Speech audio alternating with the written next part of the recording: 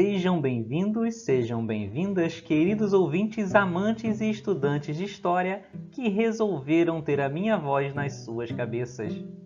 Eu sou Matheus Rodrigues, o professor, e esse é o Pod História. Fruto da pandemia, esse podcast é uma experiência pedagógica que visa disponibilizar aulas e reflexões históricas. Era para ser apenas uma opção para os alunos terem acesso mais facilmente às aulas e também economizarem dados móveis, além de matar as saudades da minha voz. Mas, pensando com calma, virou uma boa oportunidade de trabalhar o conhecimento histórico a partir de um ponto de vista reflexivo bem pessoal.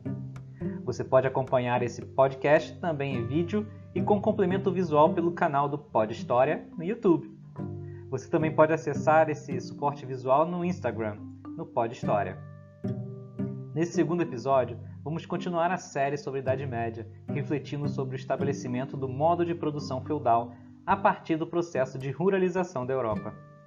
Para você que está aqui me acompanhando, seja aluno, seja um interessado no assunto, senta aí, que lá vem história. Citação. Como bem notou o historiador George Duby, o feudalismo é, nada mais, nada menos, que o fracionamento da autoridade política em múltiplas células autônomas. Em cada uma delas, um senhor detém o título privado e o poder de comandar e punir. Explora tal força como parte de seu patrimônio hereditário. Michel Roucher, Alta Idade Média Ocidental. De maneira geral, a Idade Média, que vai do século V ao XV, é dividida em dois grandes períodos, a Alta Idade Média e a Baixa Idade Média. A Alta Idade Média é marcada pelo estabelecimento do modo de produção feudal, caracterizado pelo processo de ruralização da sociedade. O processo de desintegração e posterior queda do Império Romano do Ocidente é o marco histórico escolhido para definir o fim da Idade Antiga e o início da Idade Média. Esse processo de desintegração é ocasionado, por um lado, pela crise do escravismo romano do século III e o estabelecimento do regime de colonato, e, por outro lado, pelo movimento migratório de povos germânicos também conhecidos por bárbaros. Em síntese, o que ocorreu como consequência da migração dos povos germânicos foi um longo processo de fusão das culturas romana e germânica, fusão esta transpassada pelo cristianismo que triunfava como a única instituição a permanecer inteira no período.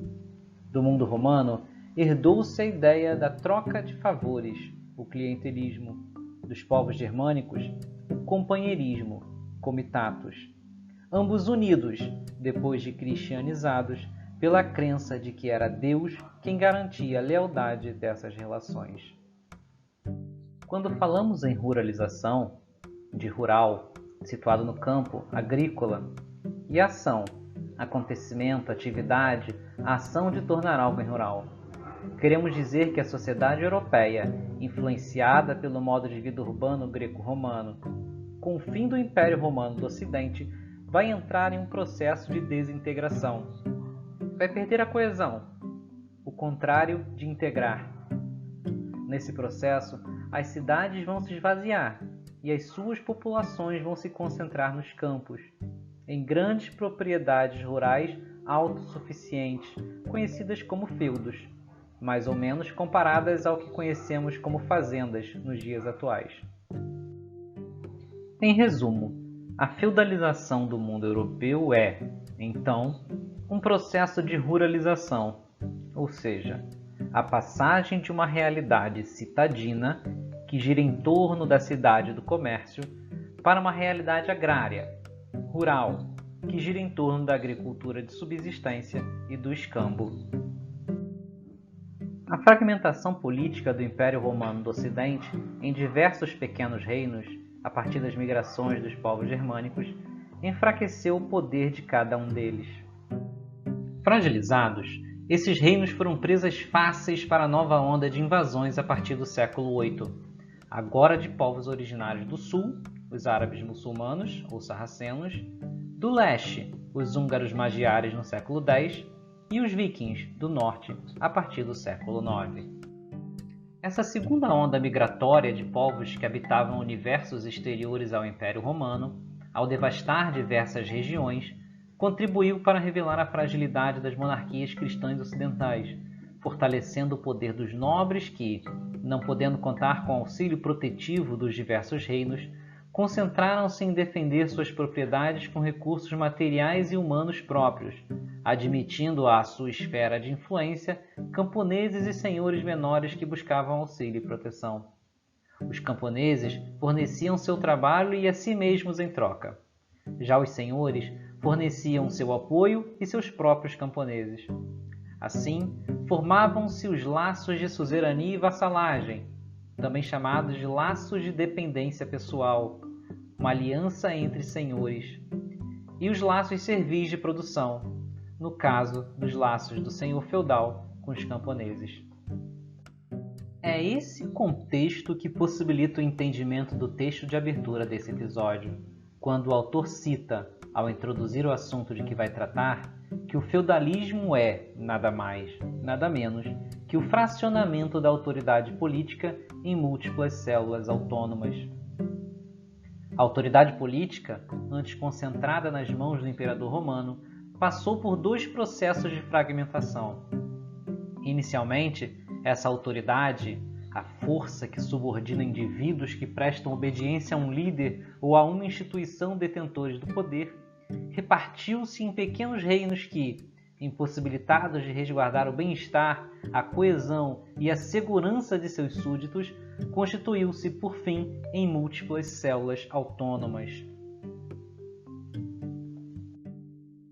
O termo múltiplas células autônomas é facilmente compreendido quando analisado sob a ótica do que a biologia define como célula, a menor unidade dos seres vivos com formas e funções definidas, contendo todo o necessário para realizar as suas funções vitais, a manutenção da vida. Sendo também autônoma, percebemos que essas pequenas unidades, os feudos, eram capazes de fornecer o básico necessário para a sua própria sobrevivência e de seus integrantes, seja de abastecimento, seja de segurança. O segundo trecho do texto desenvolve a ideia, introduzida pelo autor inicialmente no tópico frasal, explicitando de maneira objetiva como se dá a autoridade política do senhor feudal, o núcleo dessa célula. É do núcleo dessa célula que emana todo o necessário para a sua formação e manutenção. Cada uma dessas células é propriedade de um nobre, com total autoridade dentro desses limites territoriais, sendo ele, para usarmos a definição clássica de Montesquieu, legislador, executor e juiz. Tal poder é hereditário, passando de pai para filho a supremacia para explorar os recursos materiais e humanos deste território como preferir. Para finalizarmos, que tal refletirmos sobre uma questão muito importante?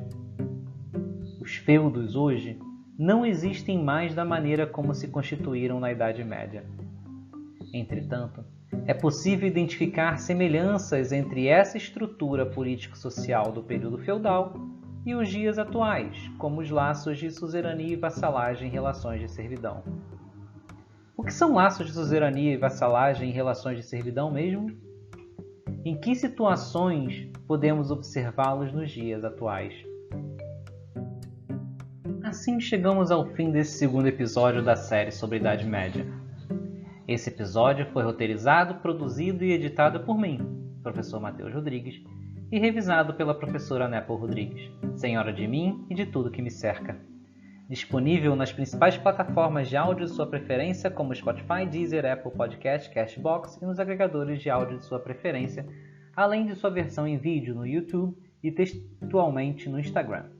Em todas as plataformas você encontra os episódios em Pod História. Aguardo a todos na próxima semana. Abraços e fiquem bem. Tchau, tchau.